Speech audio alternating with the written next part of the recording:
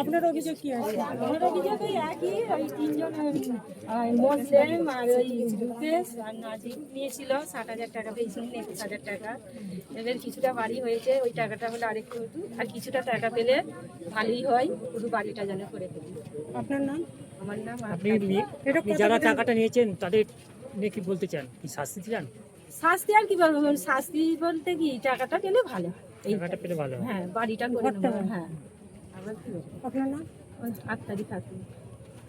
বাবুলাল এমএলএর বাড়ি জানেন তো?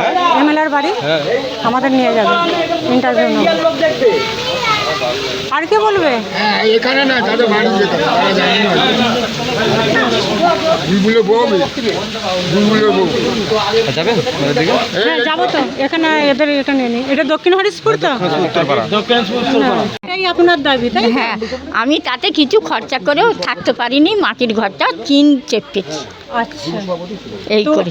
আর চাননি? আর 60,000 টাকাটা চাননি? বললো দেবে, বললো দেবে। আচ্ছা, আমি ধার দেনা করে টিনের ঘরটা করেছি থাকবো বলে। দাদির নাম কি? মাউদা খাতুন। কি বলছো? মতি ময়নার বাড়িটা মুজিবার। এরা যেভাবে লোকের ওপরে জুলুম করে টাকা তুলেছে, এরা গরিব যে টাকাটা পেয়েছে তার এক কামরা ঘর করারও টাকা রাখেন ওরা। কাঁদে 19,000, কাঁদে 21,000 চাপ দিয়ে সৃষ্টি করে সব টাকাগুলো নিয়ে গেছে। এগুলো টাকাগুলো সব ফিরে ওনাদের চায়। আপনারা বলছেন যে দাবি করছেন যে ওই টাকাটা যেমন নিয়েছে ওটা হ্যাঁ, ফেরত দিক, অতবার ফিরে পুনরায় ওদের বাড়িটা যেন হয় নতুন করে নির্মাণ হয়, এটাই দাবি আপনার? এইটাই দাবি। আপনার নাম? আনসার মল্লিক। আপনি কি চাইছেন? টাকাটা ফেরত দিয়ে খুব ভালো হয়, কেন 60,000 তো কোনো বাড়ি হবে না, 1,20,000 কোনো বাড়ি হবে না। পুরো জায়গাটা দিলে কাজে লাগবে না, মুরগি খোলা হয়।